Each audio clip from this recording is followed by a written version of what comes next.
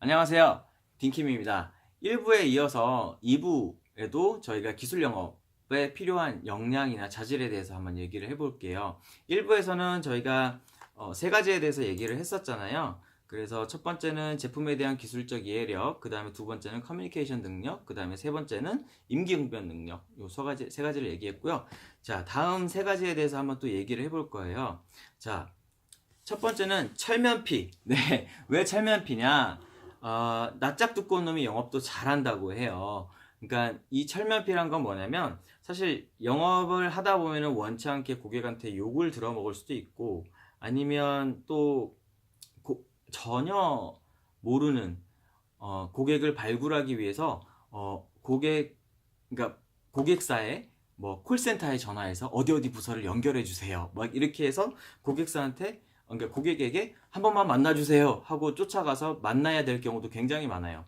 그러다 보니까 고객하고의 그런 관계를 맺기 위해 시작점에 철면피, 그러니까 어떻게 보면은 낯짝 두껍게 웃으면서 사글사글하게 한 번도 본 적이 없지만 그렇게 다가갈 수 있는 사람이 영업사원으로서의 필요한 자질이 아닌가, 네, 생각이 됩니다.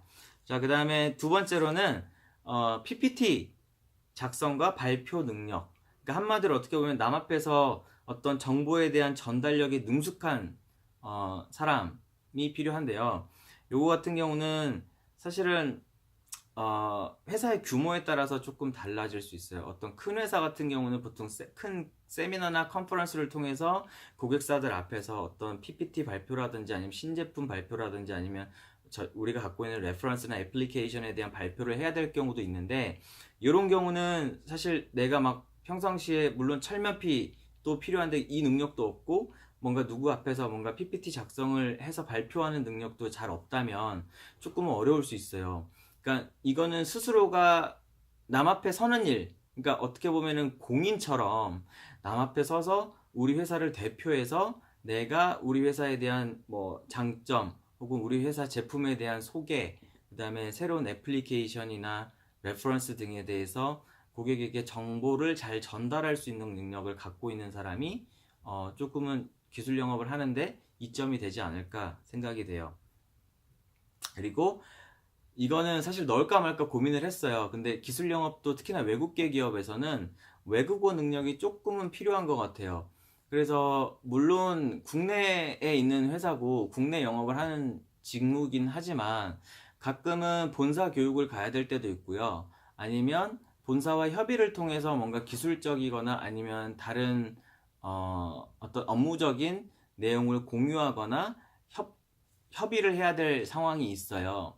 그럴 경우에는 아무래도 외국어 능력이 조금이라도 있는 사람이 더 좋아요.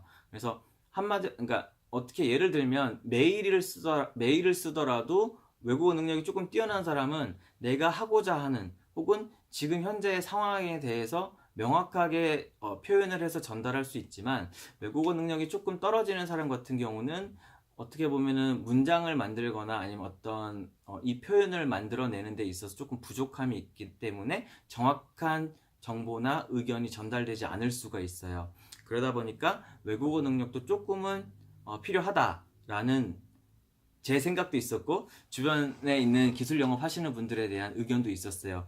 그래서 사실 요 외국어 능력 같은 경우는 보통은 이제 회사에 들어가면 뭐 외국어 코스라든지 아니면은 스스로 개발할 수 있는 뭐 복지비, 그러니까 교육비 같은 거를 통해서 공부를 할 수 있는 기회를 많이 주기도 해요. 그래서 스스로가 조금은 노력을 해서 채워가야 하는 능력이기도 합니다. 그래서 사실 그리고 좀 더 장기적으로 봤을 때 외국어 능력, 즉 영어나 아니면 뭐 어떤 중국계 회사나 일본계 회사 같은 경우 좀 독특하지만 그런 외국어 능력이 있는 사람 혹은 뛰어난 사람이 오히려 좀 더 높은 직급으로 올라가기에는 수월할 수 있어요. 왜냐하면 본사와의 어떤 매니징이나 어떤 협의 등을 해야 되는데 이게 의사소통이 좀 안 된다. 그러니까 외국어적 능력이 안 된다 하면은 어떻게 본사와 협의를 할 수 있겠어요? 굉장히 중요한 내용들에 대해서 협의를 해야 되니까. 그래서 외국어 능력은 설령 지금 내가 입사하기 전에는 조금 부족하더라도 입사한 후에는 반드시 개발을 해야 되는 부분입니다. 그래서 이렇게 오늘은 또 세 가지에 대해서 말씀을 드렸어요. 첫 번째는 철면피, 두 번째는 PPT 그러니까 PPT 작성 능력과 발표하는 능력, 그러니까 한마디로 정보 전달 능력, 그 다음에 마지막으로는 외국어 능력. 이렇게 세 가지를 말씀드렸는데, 제가 파트 1과 파트 2를 나눠서 토탈 6가지에 대해서 말씀을 드렸는데, 사실은 더 많은 역량이나 자질이 좀 필요하긴 해요. 근데 무엇보다 이 6가지 정도를 내가 생각을 해봤을 때 내가 이런 역량을 갖고 있다 라는 생각이 드시면 기술영업 쪽에 들어와서 일을 한번 해봐도 괜찮지 않을까 라는 생각이 됩니다. 그래서 너무 내가 이게 없다라고 해서 포기하시지 마시고요. 어찌됐든 들어와서 일을 해보니까 또 나랑 맞을 수도 있거든요. 그래서